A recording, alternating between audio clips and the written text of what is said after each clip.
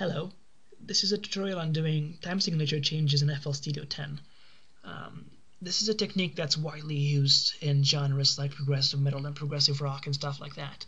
But we're going to start off with an electronic ambient glitchy thing using an amen break that changes from 7/8 to 9/8 to 11/8. Now the problem in FL Studio is that you don't have a very good mechanism for changing the time signature of a sequence like you can do in Cubase or Pro Tools or something like that, because I guess they didn't think the feature would be useful to dance musicians or stuff like that. But thankfully you have this track list here. Let's forget about the pattern blocks. There's a track list here, and you can add sequences in there, or patterns. And for example, this is a 4/4 pattern here, and I can make this 9/8 by changing its duration. So now it has 7/8 notes in there. I can make it 9/8 by making it contain 9/8 notes. I can make it something weird like 15/16 by doing this, or 17/16 by doing that. So it's fairly easy. And then, for example, if I wanted to sequence 15/16 next to a 17/16, I would do that, and I could have them one after the other.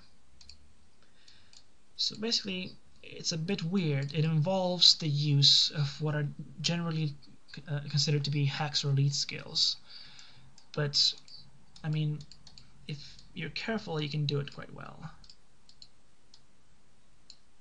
Right, so we're going to start off with this amen break.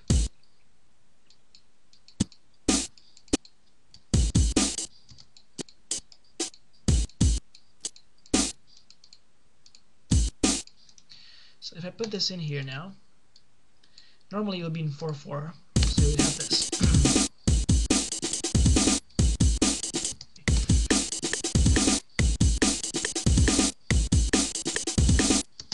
So you can see that's an 4/4 bar, or you can think of it as 8/8 or something like that. And I'm going to turn this into a 7/8 sequence by doing that. So if I play this now,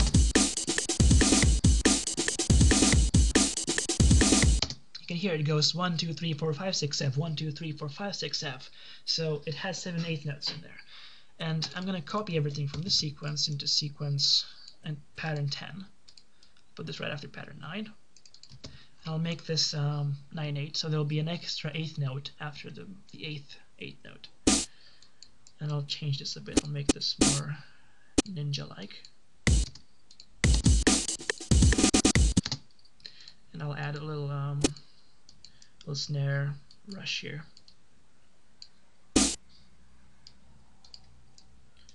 Pretend we're Aphex Twin.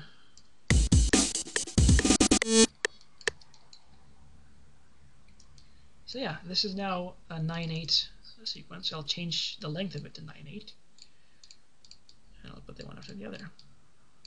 And now I have a change from 7/8 to 9/8, back to 7/8, and then back to 9/8.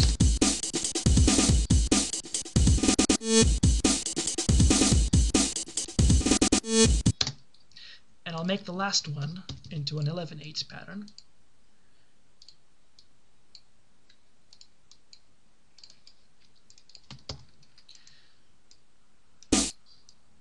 Let's do something even more interesting here.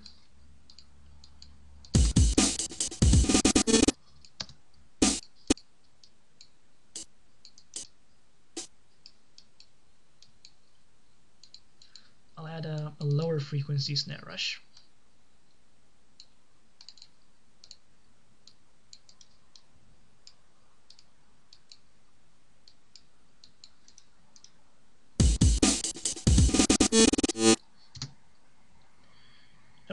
It needs to be a bit longer.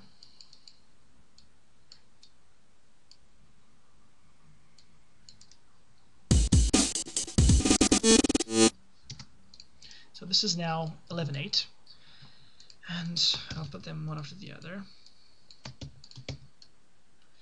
And you have here now a change from 7/8 to 9/8 to 7/8 and 11/8, back to 7/8, 9/8, 7/8, 11/8.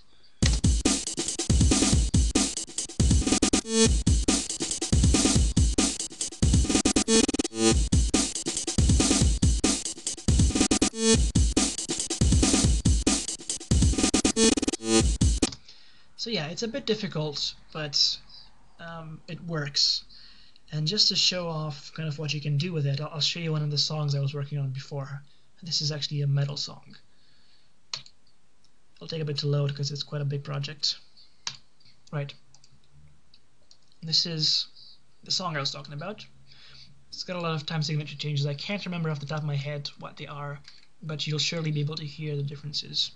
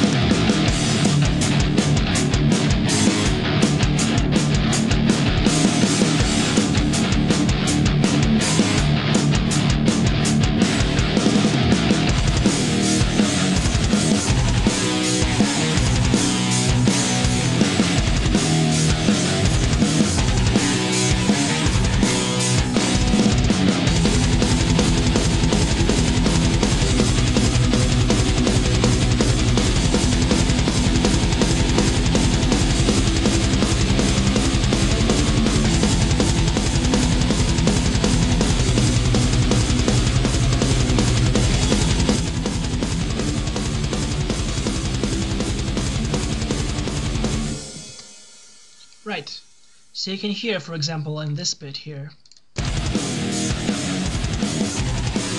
you got a 6/8 followed by some longer time signature I can't remember right now, and then the other patterns are different time signatures, and the whole song is littered with all these different changes. So this shows kind of what you can do using the technique I outlined earlier. Very useful, pretty easy to do. It's actually probably easier than doing actual time signature changes in Cubase or something like that. It just works. You just cut things up and they work.